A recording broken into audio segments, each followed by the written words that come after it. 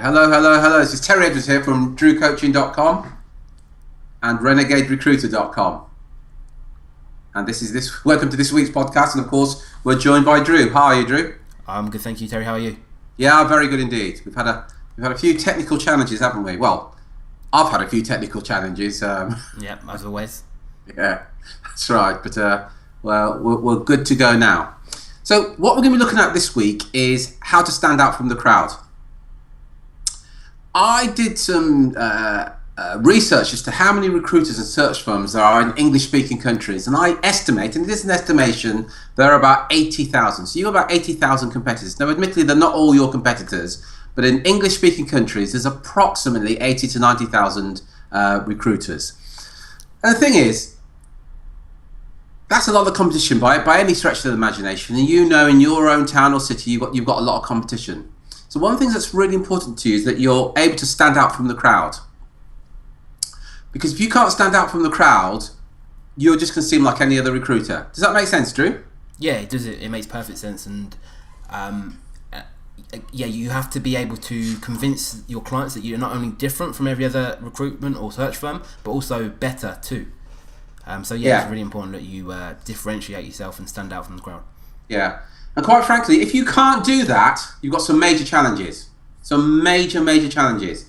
And what I'd add to that, if you think, well, the way that we're going to stand out from the crowd, we're going to make ourselves cheaper than everybody else, well, good luck with that. Because all you're going to do is kind of attract those clients that buy on price alone. You're going to create a product or a service, rather, that's a commodity rather than anything else. And that's not a good idea. So some things that you must start doing from today if you want to stand out from the crowd. And by the way, it doesn't include making your prices the lowest thing out there. Before going on any further, anything that you want to add, Drew? No. Great. So the first thing you've got to do to stand out from the crowd is, well, there's a number of things, but step one, you've got to do some marketing. See, most recruiters, their idea of marketing is probably a bit of telesales, a bit of word of mouth, perhaps a few referrals. The top performers are using 40, 50 different ways of getting the message out there. One of the reasons you're being ignored right now is because you're obscure. People have never even heard of you. So you've got to step up on your marketing. And when you do your marketing, again, don't do it like those few recruiters that do the marketing. You've got to add your personality to your marketing. Because that's what people engage with. They're going to engage with your own individual personality. Drew, just explain to us your understanding about adding personality to marketing.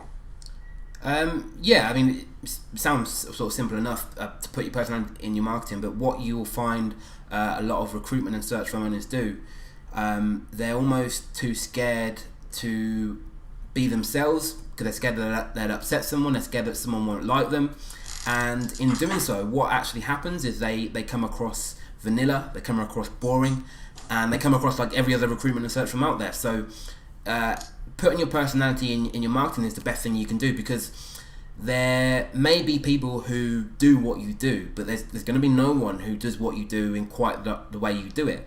So putting your personality in your marketing is one way to make your business look unique, to make your business stand out in a crowded marketplace. Terry, does that make sense?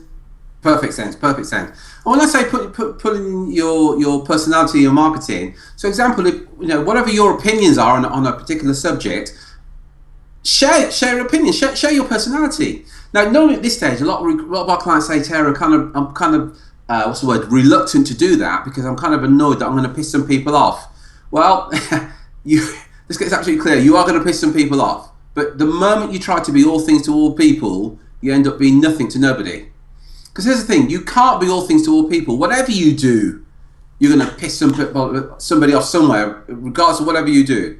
So just be aware of that and acknowledge that you can't be all things to all people, and just be yourself. And when I say yourself, is rather than go for the corporate BS that many recruiters do when it comes to marketing, just be yourself, because that's what people buy. They buy from individuals, they're going to buy from personalities. Drew? I've got to sense that. No, excellent. So be yourself and add your personality. Next thing to do is violate what we call the industry norms.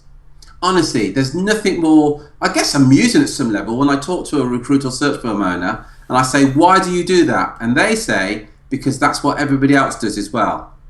The moment you start doing what every other of your competitors are doing, you're just going to be like every one of your competitors. So you've got to be prepared to violate the industry norms. Here's a reason why, by the way.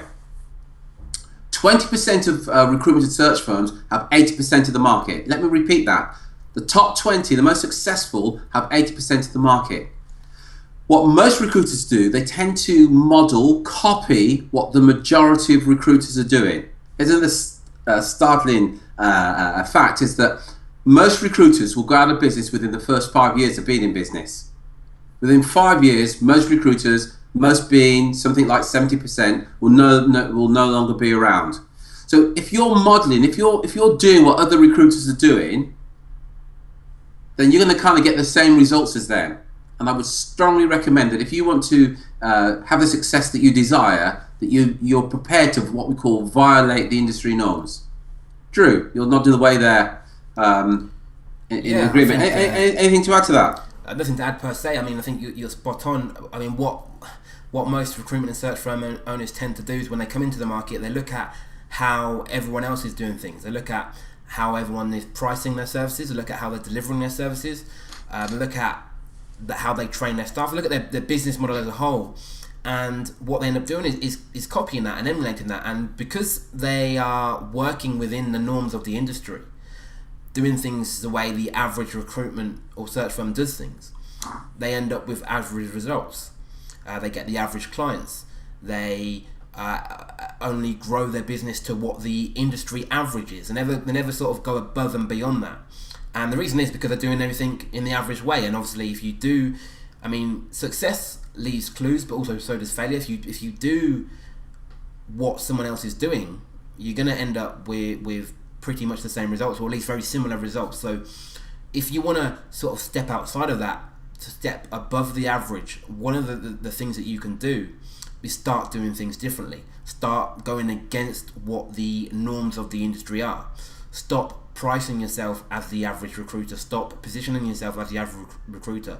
Stop talking in terms of being in the average search firm. Doing things differently, step outside the industry norms, and you'll stand out, but also you can then begin to get better than average results.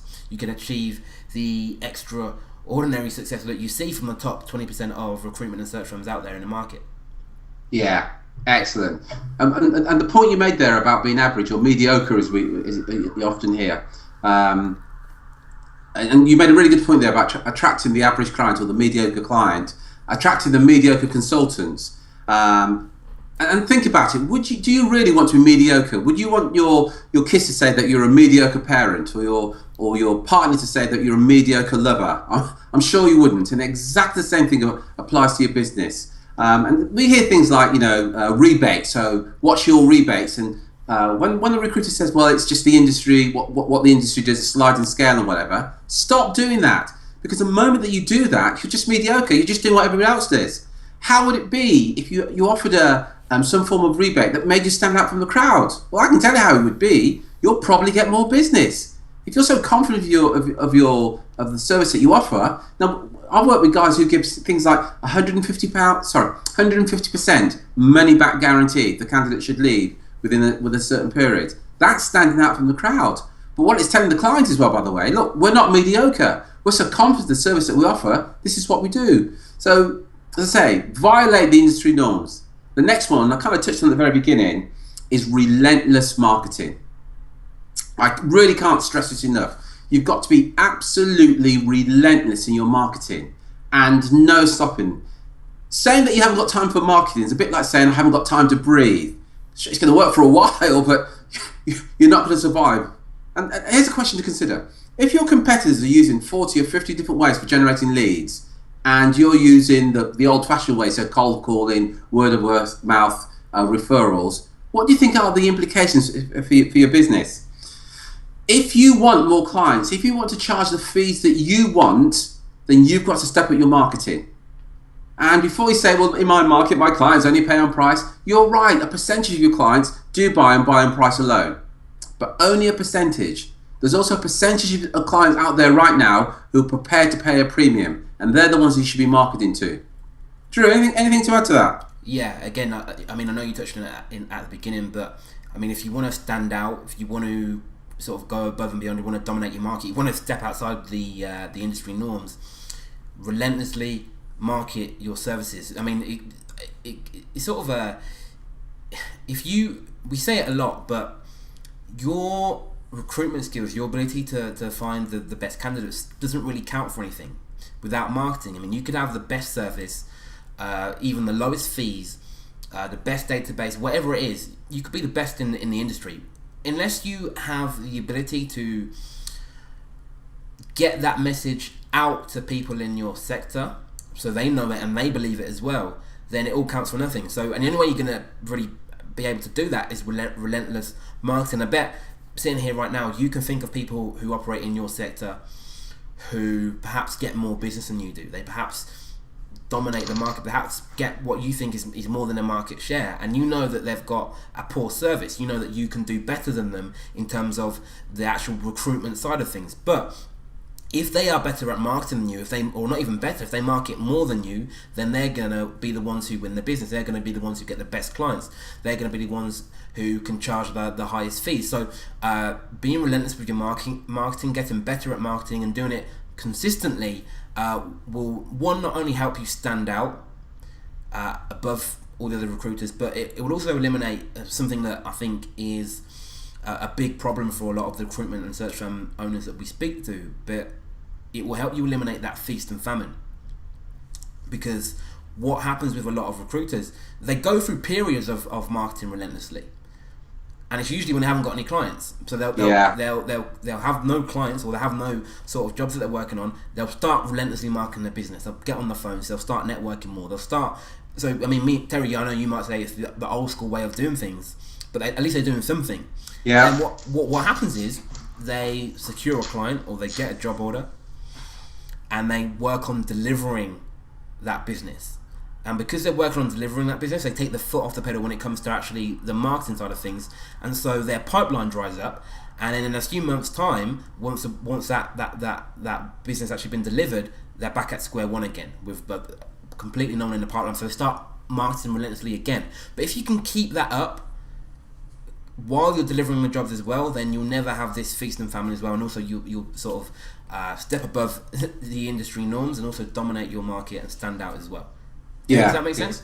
Perfect sense, Drew. And I always think back to when I first opened business, and I remember the day I opened my recruitment business, and there was almost a blind panic. It's like, right, I need to get some business now. And sure as eggs are eggs, I was on the phone, I was out networking, I was out attending events where my potential clients were. And as you rightly said, Drew, it worked, and I got business. Then I said this, I can't go out there marketing, I've got to deliver on these assignments. And that's what I did. The consequence of which, once I delivered on the assignments, I didn't have any business. And round I would go again. Now, most recruiters, 80% of recruiters, work on this famine and feast. And they get the business, they deliver on the business, and then they have no business.